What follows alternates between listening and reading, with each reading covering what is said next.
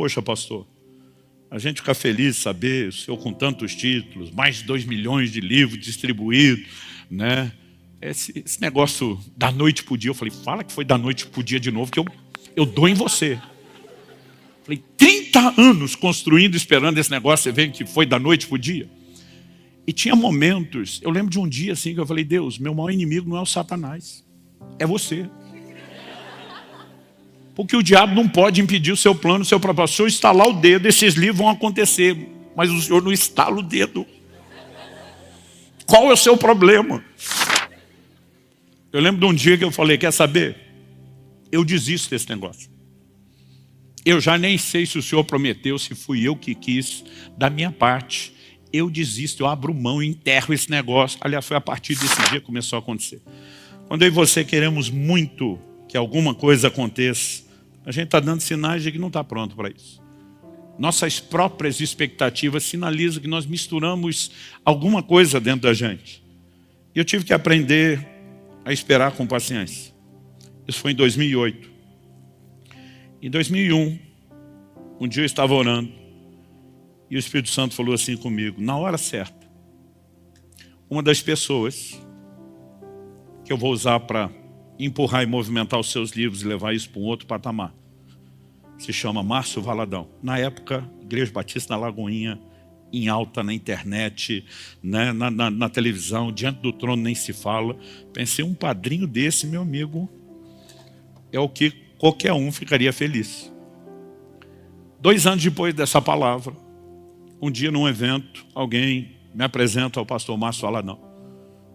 Eu fui lá para ouvi-lo nesse evento de pastores, e quando eu estava entrando, alguém falou assim, vem cá, deixa eu te apresentar aqui ao pastor Márcio. Falou, pastor Márcio, esse menino tem abençoado muito nosso estado.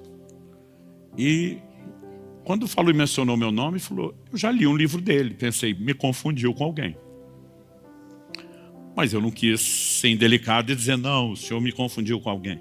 Aí quando ele falou, já li um livro seu, eu falei, é mesmo? Qual?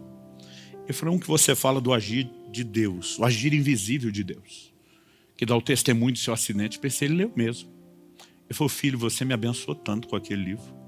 Eu queria muito que você fosse ministrar em Lagoinha. Aí começou a tocar a música da pastora Ludmila na minha cabeça. Chegou a nossa vez, chegou a nossa hora. E lá fui eu, janeiro de 2004, ministrar na Batista da Lagoinha. Eu lembro, Paulo, meu irmão, foi comigo. A gente botou tanto livro dentro do carro, Rafael, para divulgar os livros lá, que as rodas do bichinho estavam assim até torta.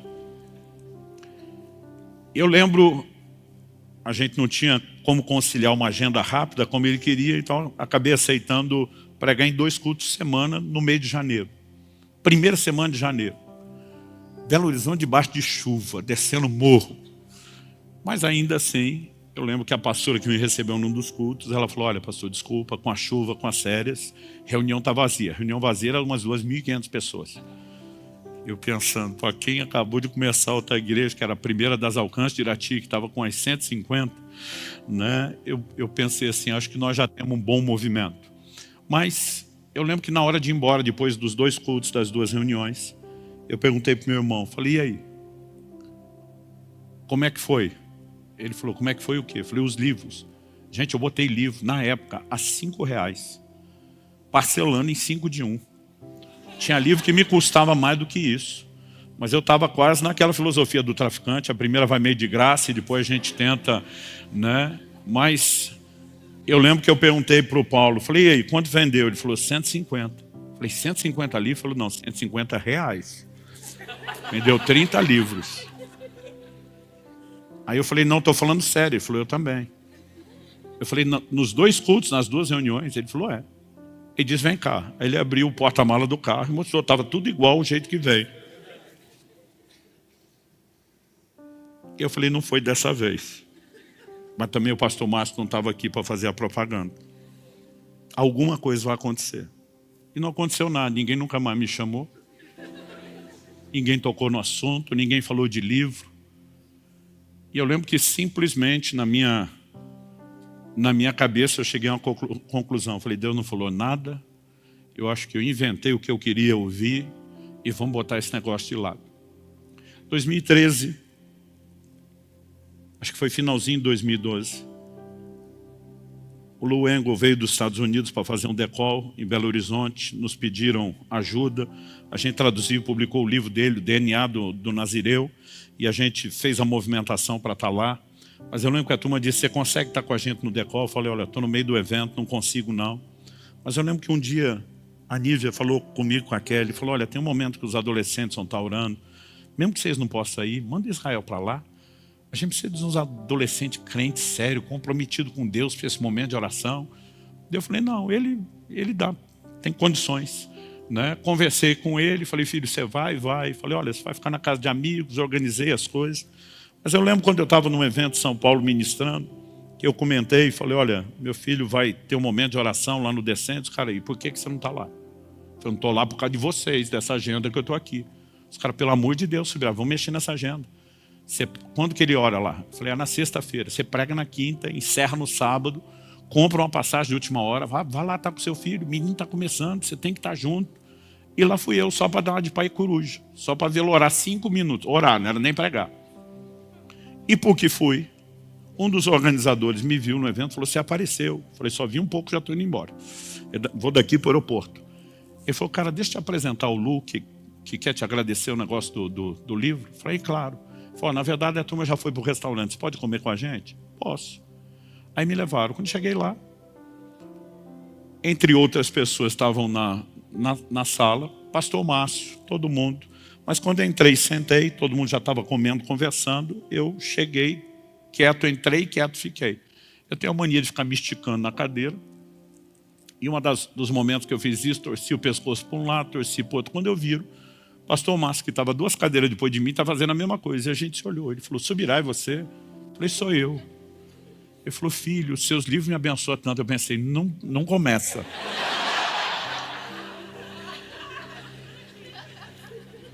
Aí ele falou, o último que eu li foi de todo o coração.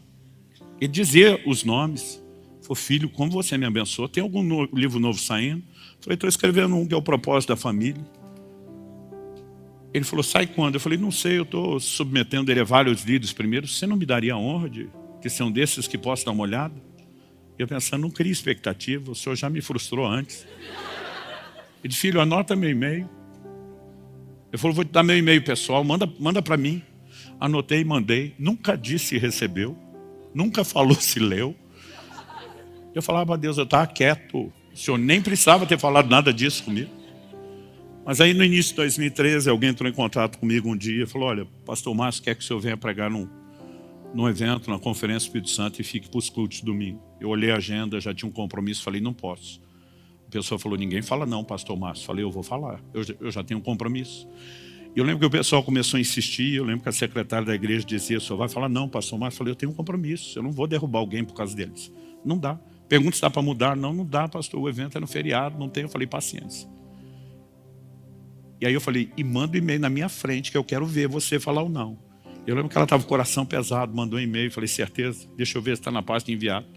Saí. Quando saí, entrei numa reunião. Quando entrei na reunião, o pessoal que marcou a reunião para desmarcar o evento da semana anterior. Calma. Aí, olha, nós vamos ter que desmarcar o evento da semana anterior. Quando desmarcaram, eu lembrei que o pessoal que estava com o evento da outra semana, que era um pessoal lá do Pará, eles ficaram me ligando e disseram, cara, quando nós marcamos com você, a gente nos tocou que era o feriado de Corpus Christi.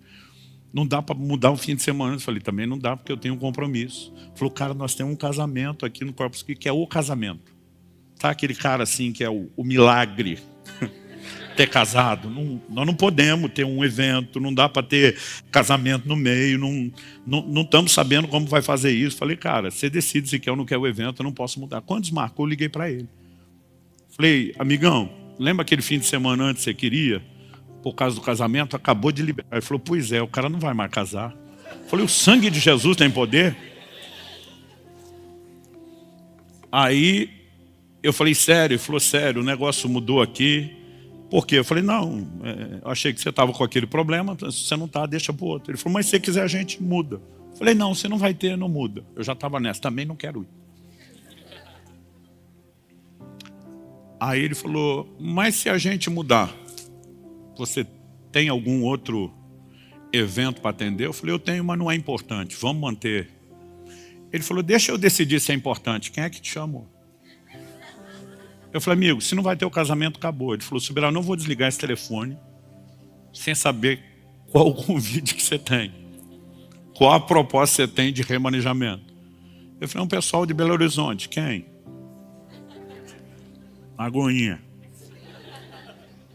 Um pastor de departamento chamou, eu falei, não, para o pastor Márcio. Ele falou, ninguém fala não para o pastor Márcio. Ele disse, você vai para esse evento, tá mudado. Aí eu lembro que eu voltei e falei, você mandou e-mail? A secretária falou, mandei. Eu falei, desmanda. Ela falou, não tem mais jeito. Eu falei, me passa o contato da pessoa. Liguei e falei, você já recebeu o e-mail? Ele falou, ainda não. Eu falei, olha, eu te mandei um e-mail com a negativa, mas uma santa bagunça aconteceu aqui. Eu vou, mas é nos meus termos. Ele falou, estamos aceitando qualquer coisa. Resumo, lá fui eu. No culto de domingo, o pastor Márcio pegou meu livro, nesse inteirinho tinha saído o livro da família. E ele falou, gente, eu tive o privilégio de ler esse livro, porque o Subirá me mandou um e-mail antes. É um material fantástico, vocês nunca me vêem recomendando nada. Ele está vendendo um preço ridículo, que é para ajudar vocês, mas menos se fosse um valor. E ele começou a recomendar o livro. Enquanto ele falava, eu estou sentado, antes de eu subir pregar, começa a encher meu celular de mensagem. O pastor do Rio de Janeiro, que estava assistindo o culto, falou, por esse preço eu quero 4.000 livros. Aí o outro começou a dizer, vai ter que vir aqui lançar. Eu não consigo explicar para vocês qual foi o efeito. Durante um tempo no nosso escritório, o pessoal falava assim, o efeito Lagoinha. Dizia, pastor, nós sabemos se o senhor está pregando lá e o impacto que a Rede Super está gerando só pela intensidade de pedidos. Eu lembro que meu irmão perguntou, por que você acha que nós vendemos só 30 livros? Eu falei, botaram naquele canto, esse negócio é 270 graus de ângulo, 3 andares de altura, tudo quanto é portão, quem é que vai naquele canto pegar o material? Mas naquele canto, que o pessoal chama da tenda da benção, eu vendi de 2013 a 2018, mais de 50.000 livros. Só naquele mesmo canto, sem contar o que aconteceu depois. A verdade é que quando há um tempo correto de Deus, algumas coisas vão acontecer. E quando o tempo ainda não chegou, não adianta você forçar a barra. Hoje é muito mais fácil para mim falar dessas coisas. Porque eu estou no tempo onde quase tudo que foi prometido está acontecendo. Mas até chegar lá foi um parto. E eu gosto de dizer às pessoas algo, que é o seguinte, terceiro e último tópico. Acelerar pode retardar. Mais do que a nossa maturidade pessoal, que vai sendo trabalhada durante a espera, eu e você precisamos entender que é o propósito de Deus como um todo. E quando falamos do propósito de Deus como um todo, tem questões que não diz respeito somente a gente. O que teria acontecido com José se ele tivesse sido lembrado pelo copeiro, como nós falamos antes? Algo muito interessante a respeito de Moisés. A Bíblia diz em Atos, no capítulo 7 e no verso 17, como, porém, se aproximasse o tempo da promessa que Deus jurou a Abraão. A palavra traduzida tempo aqui no grego é cronos. Cronos é o tempo cronológico, aquele que a gente mede no relógio, no calendário. E eu já vou falar de que tempo é esse. Quando chega o verso 20 de Atos 17, na pregação de Estevão, a Bíblia diz assim, por esse tempo nasceu Moisés, que era formoso aos olhos de Deus. A expressão do 17 é quando se aproximasse o tempo, cronos. Por esse tempo nasceu Moisés, kairos. Kairos, diferente do cronos, ele fala de uma estação profética. Nem sempre exatamente aquela data e aquele tempo da folhinha do jeito que nós medimos, mas ele fala de uma estação profética.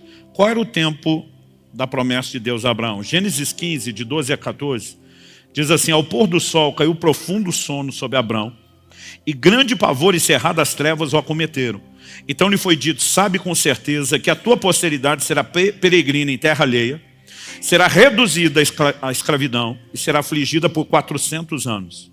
Mas também eu julgarei a gente a que eles têm de sujeitar-se, e depois sairão com grandes riquezas. Então estamos falando lá do primeiro patriarca, Abraão.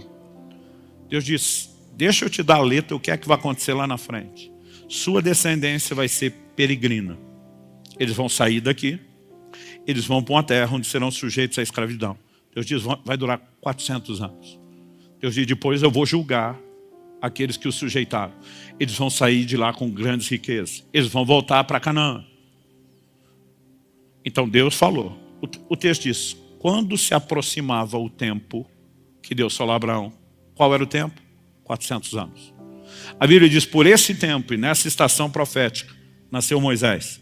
Quando você lê o livro de Êxodo, aliás, isso é repetido não só em Êxodo, mesmo no livro de Hebreus, o tempo todo a Bíblia diz, nasceu Moisés, que era formoso. A Bíblia só diz isso. Eu lembro que eu ficava olhando para esse texto e dizendo, e quem é a mãe? Não vou dizer o pai, porque os pais a gente tem que observar que às vezes eles têm uma dificuldade de ver beleza em criança. Mas quem é a mãe que vai olhar para o filho que nasce e não acha bonito? Nós, os pais, a gente acha que nasce com um cara de joelho amassado. O meu, quando eu vi todo coberto de placenta, de sangue, a primeira coisa que eu pensei não foi que coisa mais linda. Foi assim, eu amei essa coisinha feia. Só que é só Estevão que vai dar esse detalhe que ninguém deu, que diz que ele era formoso aos olhos de Deus. O que a Bíblia está dizendo é que eles viram uma beleza diferente. Eles viram que o menino era atraente, mas era uma percepção. Ele vai servir a um plano divino. Ele tem um papel e uma missão diferenciada. E a Bíblia diz que ele nasce na estação onde o tempo da promessa está para cumprir. Ou seja, tudo está se encaixando e convergindo para que o plano de Deus seja vivido. Mas quanto tempo Deus falou a Abraão? 400 anos. Agora olha Êxodo 12, 40 e 41. Ora, o tempo que os filhos de Israel habitaram no Egito foi de 430 anos. Aconteceu que ao cabo dos 430 anos, nesse mesmo dia, todas as hostes do Senhor saíram da terra do Egito. Mas Deus não diz para Abraão 430 anos. Deus diz para Abraão, o tempo que eu determinei são 400 anos. Daí eles voltam. Só que eles saíram 30 anos atrasados. A pergunta é por quê? Quando eles saíram com 430 anos, liderados por Moisés, a Bíblia diz que Moisés tinha 80 anos. Agora, quando Moisés tinha 40 anos de idade, então 40 anos antes ele saiu logo, no ano 390 da escravidão, o que é que aconteceu? A Bíblia diz que o Moisés sai da corte de Faraó para visitar os seus irmãos e vê um egípcio oprimindo um do seu povo. Ele toma as dores e mata o egípcio. Quando você lê a pregação de Estevão, você vai ler exatamente assim, Moisés cuidava que os seus irmãos haveriam de entender que por meio dele, Deus daria livramento a Israel. Mas eles não entenderam. Ele tinha certeza, esse cara começou a olhar e dizer, meu nascimento, o tempo onde acontece, a forma como tudo aconteceu, quando os pais tinham que rejeitar os filhos, quando os filhos homens deveriam morrer, a maneira como eu fui acolhido, treinado na casa de Faraó, com todo o treinamento para ser um líder. Deus vai usar isso tudo, ele tem um plano e um propósito. A ficha do cara caiu, ele entendeu. Mas ele ainda não estava no tempo certo. E o texto diz, ele cuidava que seus irmãos entenderiam, mas eles não entenderam. Um dia desse alguém me perguntou, falou, pastor, por que o senhor acha que tem tanta gente rachando, dividindo igreja por aí? O senhor acha que essas pessoas não são chamadas para o ministério? Eu falei, normalmente são. O problema não é falta de chamado. O problema é não esperar a hora do reconhecimento. É tentar fazer acontecer. O cara tem tanta convicção do chamado que ele não entende que o reconhecimento é um conjunto de fatores que ele flui dentro do tempo de Deus. E muitas vezes essa impaciência, ela custa caro. Então faltava 10 anos para o prazo divino terminar. E o Moisés diz, eu sou o cara, Deus vai me usar, ele não pode esperar. Mas aí o que acontece? Quando ele mata o egípcio, e o faraó fica sabendo, e diz, espera aí, o meu neto, adotado, criado em casa, está se virando contra nós para defender esse povo. Ele tenta matar Moisés, e Moisés vaza. 40 anos se passaram. Agora, no ano 430, Deus aparece para Moisés na sarça. O que é que Deus diz para Moisés na sarça? finalmente já morreram aqueles que queriam te matar. Em outras palavras, finalmente a poeira baixou. A confusão que você fez, cabeção, baixou só agora. Vamos retomar o plano. E porque ele não quis esperar 10 anos, ele não só esperou 40, mas o povo inteiro perdeu 30 anos a mais. Quando eu fico olhando para as Escrituras, uma convicção que me vem, e eu acho que isso é sinal que a gente está amadurecendo, é que acelerar muitas vezes pode retardar. Eu fico olhando para muita coisa que ao longo da minha caminhada era aquele desespero, vamos resolver, vamos fazer acontecer, vamos. E muitas vezes a gente cria problemas, dificuldades, e para resolver isso, no final das contas, se gasta muito mais tempo, se tem muito mais desgaste do que se a gente soubesse esperar no Senhor. Então, eu preciso trazer uma palavra ao coração de vocês hoje e chamar você ao entendimento de confiança em Deus. O meu e o seu destino não está na mão das pessoas. O que José pensou quando seus irmãos o venderam?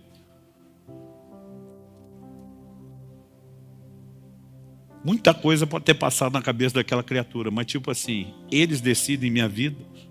Daqui a pouco ele está lá como escravo na casa de Potifar, porque uma mulher inventa uma mentira, ele está na cadeia. Daqui a pouco, na cadeia, ele vai descobrir que Deus usou toda a série desses eventos para deixá-lo na cara do gol. Para que na hora certa, alguém dissesse, tem alguém aqui que interpreta sonhos, ele fosse colocado diante do faraó, e todo o plano e o propósito de Deus pode se cumprir. Mas até que isso acontecesse, eu acredito que eu e você vamos ter que entrar num lugar de aprender a confiar que o meu e o seu destino não está na mão das pessoas, não está na mão das circunstâncias, há um Deus cuidando de mim e de você. Eu não sei te dizer quanto desgaste eu tive com muita coisa. Eu lembro que um dia eu falei para Deus, por que o Senhor fala tanto tempo antes de acontecer? Não dá para prometer mais perto? Um dia desse a gente estava numa ordenação, camarada recebendo palavra profética, eu vou te usar e glória a Deus, aleluia, cutucando os outros. Falei, pobrezinho. Alguém vai falar para ele que não vai acontecer nada depressa? Os outros diziam, não, nós sofremos, deixa ele sofrer. A gente ficava fazendo chacota até do negócio. Aí um dia eu falei para Deus, por que o Senhor fala tanto tempo antes? Não dá para falar mais perto? Em vez de quase matar nós de ansiedade? Mas quando Deus faz promessa, gente, Ele não está só anunciando o que Ele vai fazer. Ele está nos dando a oportunidade de nos prepararmos, de cooperarmos com Ele. E muitas vezes a ansiedade, Ele falou, Ele faz tudo sozinho. Paulo disse para Timóteo, de acordo com as profecias foram ditas a teu respeito, combate firmado nelas, o bom combate. E acho que uma coisa boa de quando você já tem um certo tempo de caminhada com Deus, é que você começa a entender não só que há processos, que eles requerem tempo, mas a importância do tempo para que eu e você possamos amadurecer. Algo que eu ficava me perguntando para Deus, por que é que o Senhor me chamou para pastorear uma igreja local? O seu chamado inicial era para servir o corpo de Cristo. A sensação que eu tinha era dizer, o Senhor me fez sentir o gosto, me cortou o barato de tudo isso, me confinou dentro de uma estrutura que não me permite viver o chamado. Hoje você sabe o que eu mais ouço dos pastores? Andando pelo Brasil e mesmo fora. A turma diz, Subirá, se você não tivesse sido um pastor local, você não seria tão útil para a igreja hoje. Você não teria noção do que é a realidade da igreja hoje. Ao mesmo tempo, a gente começa a entender depois, várias coisas você diz, não é que Deus estava certo? Como sempre está. Então assim, eu queria provocar uma resposta de fé no seu coração, de que há um Deus cuidando de mim e de você. E que a gente pode se abandonar aos cuidados dele sem restrição de confiança. Dizendo, ele vai fazer a seu tempo, a sua forma, a sua maneira, o que tiver ao meu alcance eu faço, no sentido de me preparar, de orar, de estar disposto, de viver cada etapa servindo a Deus da melhor maneira possível. Então, você olha para o José, ele está como escravo na casa de Potifar. A Bíblia diz que ele virou chefe dos escravos. Qual era o chamado dele? Governo, liderança. Aí o cara diz, estou aqui como escravo, vamos começar treinando aqui. Vou ser chefe de escravo. Quando ele vai para a prisão, a Bíblia diz que ele virou chefe dos presos. O cara está treinando em todos os níveis para viver aquilo que Deus tem. O que eu e você não podemos é esperar sentado, fazendo nada. Mas assim, sem acelerar, sem concorrer com Deus, mas cooperando com Ele, se permitindo ser trabalhado, isso vai fazer toda a diferença. Hoje, quando eu vejo algumas coisas acontecendo, eu falo, Senhor, Hebreus 6,10 diz que Deus não é injusto para se esquecer do trabalho, né, que nós fizemos, do amor que demonstramos para com os santos. Essa argumentação de que Ele não é injusto precisa estar no meu e no seu coração. Tem coisas que eu e você fazemos que a gente fica perguntando, ninguém viu, ninguém percebeu, vai ficar por isso mesmo. Mais do que o tio de Esther livrou a cara do rei, ficou sabendo de uma conspiração contra o imperador que dominava o mundo dos seus dias, e ninguém fez nada para agradecer. Só que um dia o imperador perde o sono. Não tinha internet, não tinha televisão. Aí o cara decide ler as crônicas do reino e pede para alguém trazer. O cara abre lá justamente o episódio que fala do Mardoqueu desbaratando a conspiração. O rei pergunta o que é que foi feito para agradecer esse homem. O cara diz, não foi feito nada. Como nada? Não pode ficar sem gratidão. Pois é, mas se tivesse alguma recompensa, estava escrito. Aí o rei diz, nós temos que corrigir o erro. E ele acorda decidido a arrumar coisa. Aí chega Amã, o maior inimigo de Mardoqueu, que já fez tudo, né, para simplesmente tirar o Mardoqueu do cenário, para matá-lo. E o rei pergunta para Amã, o que a gente deve fazer ao homem de quem o rei se agrada? O besta achando que era com ele. Falou, pegue seus principais oficiais, bote ele no seu cavalo, com o seu manto, com a sua coroa, e o principal dos seus oficiais fique proclamando a grandeza dele. O rei olhou para o Amã e falou, o principal dos oficiais é tu. Mas o cara que eu quero honrar é mais do que eu. E aí de repente você olha, tudo aquilo que parecia esquecido, na verdade estava guardado, armazenado, para que na hora certa o crédito pudesse ser colhido. Há um Deus cuidando de mim e de você. E a gente não precisa ficar ansioso com absolutamente nada. Você recebe essa palavra? Vamos ficar em pé para parecer que está acabando.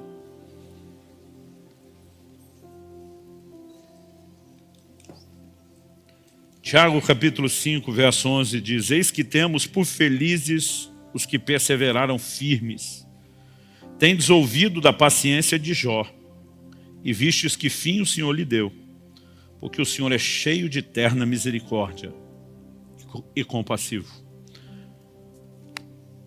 O que é perseverar firme? Essa capacidade de dizer, eu não desisto.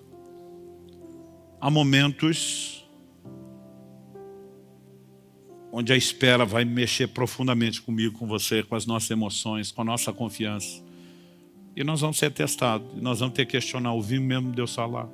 Houve uma promessa. Se houve, nós podemos confiar. Porque Deus não vai quebrar sua palavra, Ele não vai brincar conosco. Mas tem hora que é confuso. Que o Deus que prometeu a Abraão dar um filho, quando Deus diz para ele, agora me sacrifica o filho. Você acha que o velhinho não pensou que Deus estava meio bipolar? Uma hora da filha, outra hora arranca filho, não sabe o que quer. Mas ao mesmo tempo, quando ele vai adorar, ele fala para os servos, eu e meu filho iremos e voltaremos. Ele sabe que ele está indo para matar o menino, mas como é que ele diz voltaremos? O livro de Hebreus diz que ele cria que Deus podia ressuscitar seu filho, porque se tinha promessa, não podia parar naquele sacrifício. E sabe, por mais contraditório que as coisas pareçam, e você precisamos pensar, doido é a gente de achar que sabe melhor do que Deus. Doido é a gente de achar que vai entender a mente, os caminhos e os pensamentos maiores. Nós podemos confiar. Nós podemos confiar. Eu tenho hora que eu esqueço como era a ansiedade nessa fase da vida que muitos de vocês estão. A gente dizia, Maranata, vem Jesus, mas espera eu casar primeiro. Aí depois, quando você resolve a ansiedade de quem é, e finalmente casa, começa a ansiedade, e vem os filhos, como é que lida com os filhos, e como é que vai ser a carreira, e como encaixa o chamado, e como ministério, e cada vez você acha que superou uma, tem mais coisas. Mas hoje, aos 51 anos de idade, já vou, eu posso dizer para você, eu aprendi a dizer como Davi, esperei com paciência no Senhor. A espera é importante, a espera produz resultados em nós. E ela deve ser vivida com a melhor das atitudes. Essa paciência de que é um Deus cuidando de tudo. Tudo que nós vamos construir na vida, seu matrimônio, criação de filhos, ministério, projeto de Deus, são todos projetos a longo prazo. São projetos para uma vida inteira. E você não vai chegar lá correndo em área nenhuma. Vai ter que ter paciência para tudo. Pai, nós te pedimos que não só aqui e agora, mas mesmo depois deixarmos esse lugar de culto, que aquilo que o Senhor começou não só a falar, mas a fazer, produza fruto e resultado dentro de cada um de nós. A gente tentou aplicar isso da forma mais generalizada possível para todo mundo, mas a verdade é que cada um precisa daquela aplicação individual, personalizada, e nós oramos pelo toque do Senhor. Oramos por fortalecimento da fé e da confiança nessa noite. Oramos, ó Deus, por uma fé renovada na dependência do Senhor, na capacidade de se entregar aos teus cuidados. Oramos por fortalecimento, em nome de Jesus.